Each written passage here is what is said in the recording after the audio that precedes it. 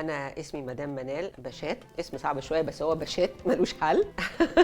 النهارده حاجه من طبخات زمان، حاجه اسمها شركسيه للي ما يعرفهاش. هي اكله فراخ ورز وعين جمل اساسي، دي من ايام بقى تيتا وماما وحماتي، كلنا الشركسيه دي يعني اتربينا عليها. قعدت 15 سنه بعمل كيترينج حلو حادق وحفلات وخطوبات، وقضيت وقت جميل جدا في المطبخ. خلاص دلوقتي بقى كفايه علي.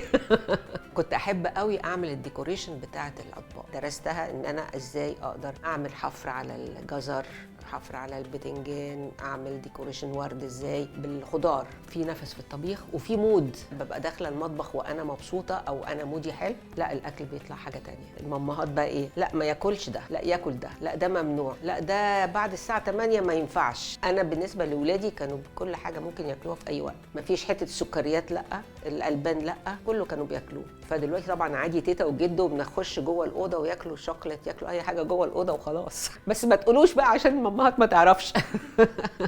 تيتا عايزين ملوخيه، كأن هي الملوخيه دي يعني ما فيش في مصر غير ملوخيه. رمضان زمان كنا مثلا كلنا انا وبابي ومامي واختي دي نقعد لازم كلنا على السفره، الراديو شغال على المسلسل، وبعد كده على الفوازير بتاعه زوزو ماضي، وبعدين مش عارف، واحنا قاعدين ناكل ونسمع فوازير نيلي، الف ليله وليله وبس. دلوقتي حاسه ان الدنيا بقت معلش، التلفزيون بقى فاتح الدنيا قوي، بحيث ما بقاش عندنا وقت ان احنا نعمل حاجه زمان، ما بقاش فيه الترابط بتاع الاسره زي زمان. رمضان كانت له ريحه حلوه، تخشي اي بيت تحسي كده بريحه رمضان. اي حاجه عشتها زمان بقول الحمد لله ان انا عشتها زمان. نبتدي نوضب حاجه الشركسيه، يا رب يا رب ان شاء الله تعجبكم، واللي ما يعرفهاش يعرفها ويطلبها بقى بعد كده. وصيتك انك تنقعي لي الرز قبلها، نقعتيه. يلا بقى نقوم نعمل الشركسيه.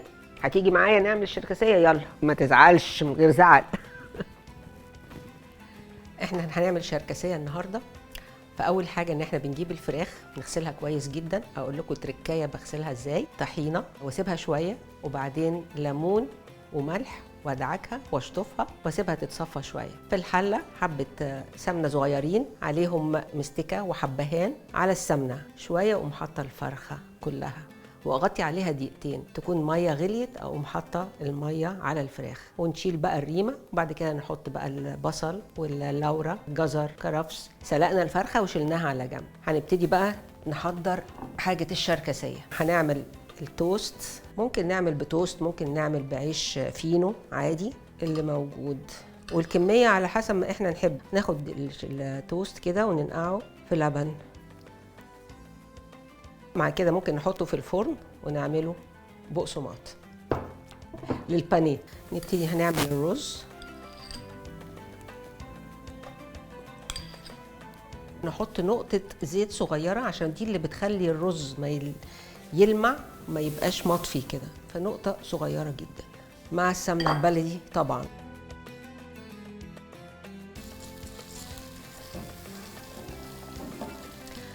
نحط بعد كده الشوربة بتاعة الفراخ. كل كوباية رز بتاخد كوباية وربع سائل. بالنسبة للشركسية لازم تبقى لبة شوية، الرز يبقى معجن ما يبقاش مفلفل.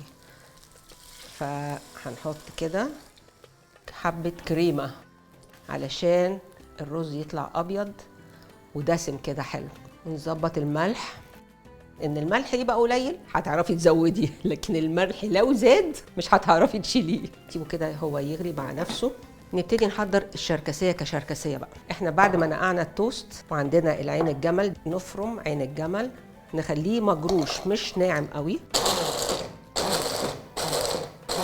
وبعدين هنحط التوست اللي احنا نقعناه مع عين الجمل. نبتدي نعمل الشركسيه بسمنه بلدي بتقليه زي تقليه الملوخيه بالظبط، وتوم. بعد الرز ما ابتدى يغلي كده لازم انقله على نار واطيه خالص واسيبه يستوي براحته. من ساعه ما الولاد اتجوزوا بقيت اسيب كل اول يوم رمضان ده كل واحد يفطر مع مراته في بيته لوحدهم كده. تاني يوم بقى بيبقى العزومه، يعني كلنا نحتفل ان رمضان جه. هنحط كزبره على الثوم،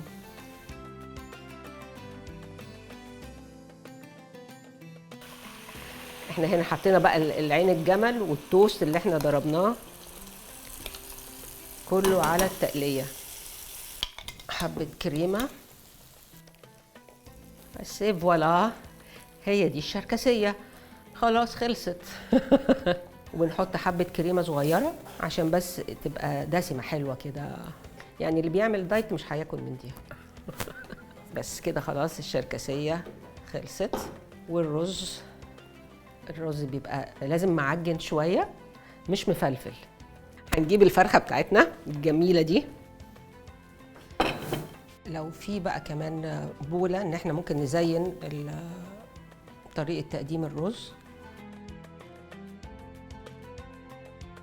هنحط البولة كده اهو، نحط فيها بقية الشركسية للي عاوز يزود شركسية. الفراخ بقى ناخدها نشيل الجلد بتاعها. نيجي بقى للشركسية.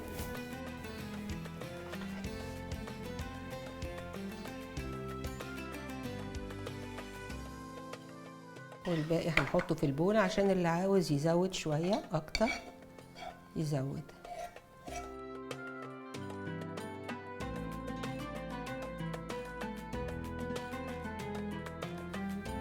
عشان نعرف انها فيها عين جمل. الشركسيه في ناس كتير قوي مش عارفه ايه هي الشركسيه. هي اكله سهله جدا زي ما شفنا، اللي فاكرها يا ريت يعملها، واللي مش عارف ايه هي الشركسيه برضو يجربها ويعملها. كل سنه وانتم طيبين كلكم يا رب، ينعاد عليكم بكل خير.